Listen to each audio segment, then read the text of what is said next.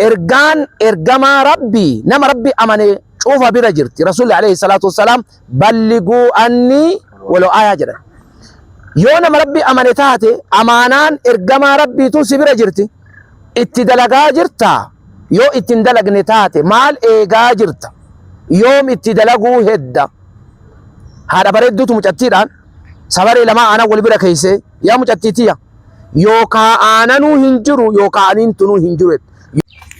السلام عليكم ورحمة الله وبركاته. واسا كينيا دو جرتين تلاقيني ربي لا اسمي وجه هجرات وجا هرا أستاذ كينيا أستاذ طالب ورد الله في أكسما هريوتا كينيا وجين أرقمنا ما إرقا إسان نودا برسن والوجين كان جاكف نتا أستاذ ما ربي كينيا سبحانه وتعالى يا أيها الرسل بلغ ما أنزل إليك وإن لم تفعل فما بلغت رسالته نبيوتا يا نبيوتا جل ربين وان نوتي إسنك النسانا قلمان قايا وان وظيفان إسنك النسان يو قلمان هنقاين تاي وان إسنك النسان دلاي دين جرتني ورّا فايل لسا قبتي كيسا قلموفتني ربين نبيوتا نججو إسا والقبتي قلنا كان كيس أما يروكنا براتوني يونيفرسيتو ترى هيجمني كنمي فجرا irafti qabani boqannaa kenname fi jira boqannaa kana galanii yoo ka imataa antaate leenji achi fudhatan san dhaloota jiiliidhaan leenji sayyoon dabarsine waan kenname amaanaa rabbi sammuu isaanii kennee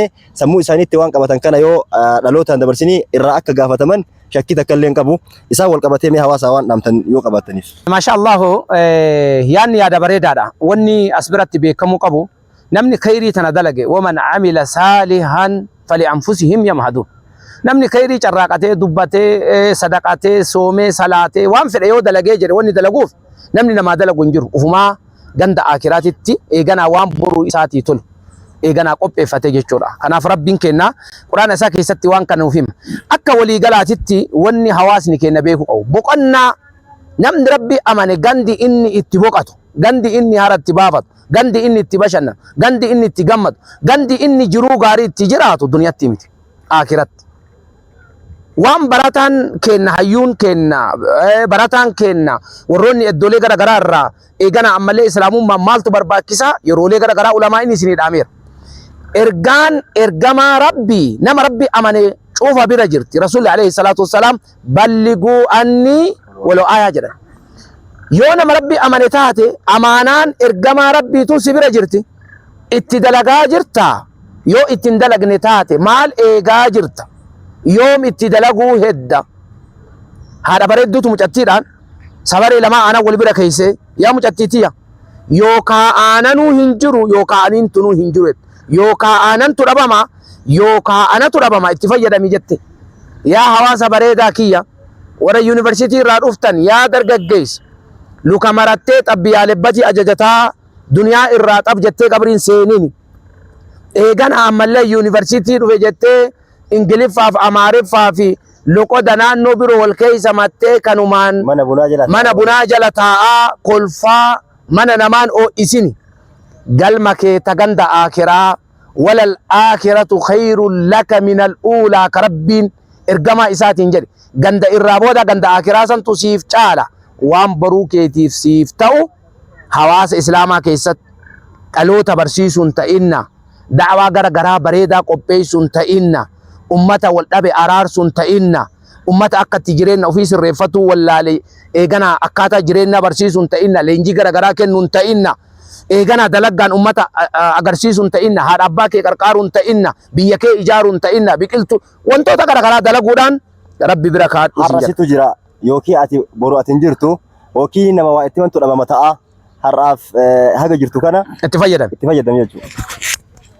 Mee obboleessi keenya waan kana wal qabatee maal akka nu dhaaman walumaan caqasnu ta'a. Assalamu alaikum warahmatullahi wabarakatuh. Hawaasni keenya dhaamsi ammoo akkuma ustaanni keenya kabajamoo fi jaalatamoon dabarsaniitiin hin jiranitti haasawa guddaa irraa fudhatan jennee yaadna. Gabaabbinaan wanni ammoo shabaaba keenyaaf dhaamu akkuma beekamu yeroon kun yeroo boqonnaati yeroo iraftiiti. Keessaanuu shabaabaan wannan jechuu barbaadu biyya lafaa kana keessatti iraftiin boqonnaan wanni jedhamu hin jiru. Inni guddaan hawaasni keenyallee akkasuma dargaggoon itti cimee hojjetu qabullee waa'ee diinaa kanarratti namni kaleessa diinaan kunillee galmallee bakka guddaa ittiin gaheetiin hin jedhee carraaqqii guddaa godhee diinaa kana asiin gaheetiin hin jedhee sheekolee qofa osoo hin taane dargaggeessa keenya kanaan dargaggeessi keenya waan barataa keessa tureetiin hin jedhee bakka ammoo diinaan keenya qaqqabee mataa qaqqabateetiin hin jedhe bakka diinaan kufeen ol qabuu qabasin hin jedha. An ammoo ustaaza bira waan jiruuf haasofni illee guddaallee naan hin deemuyyuu kama isaanii irratti iktifaa waan jedhamu isaan warra geeffadha jechuu barbaada. Wassalaamu alaikum wa rahmatullahi wa barakaatu. Obboleessa keenya Muusaa Jigalgalu kana dura magaalaa Maraaroo aanaa Leemoo fi Bilbiloo keessatti galma magaalaa sanii keessatti seenaan guddaan akka dalagame sooshaal miidiyaa irraan laalaa turre. Paastiroota gara nama 5 ta'an achirra yaamtanii islaamummaan karaa dhugaatii fi amantii ragaadhaan geeddarame akka ta'e haqaaf haqatti fudhatanii maatii keenyaan kan walii gallu ta'a deebii yeroo biraas ni deefnaa jedhanii kan isin bira ka'an ta'a addaan deemtanii isaan wal qabateeti dalagaa gaafa san dalagdaniif galatooma kan itti xiyyeeffattan maal akka fakkaatu mee nu kaasa. Bismillah, alhamdulillah, salatu wassalamu ala rasulillah sallallahu alaihi wasallam.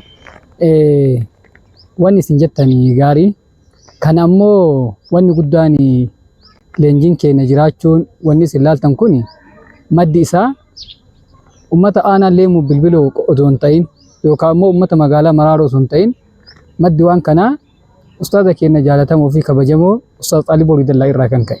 Maaliif waan nuti hin beekne waan nuti quba hin qabne leenjii isaanii irraa kan ka'e haga tokko waan agarsiisan hubannoon sun geggeeffamee waan duraan sodaanne waan hubannoo nu duraan hin qabne ammoo nu hubannoo argannee ubbira dabarree ammoo ummata keenya ummata islaamaatii miti ummata amantaa birootiif hubannoo haga kennu takka nu geessee jira.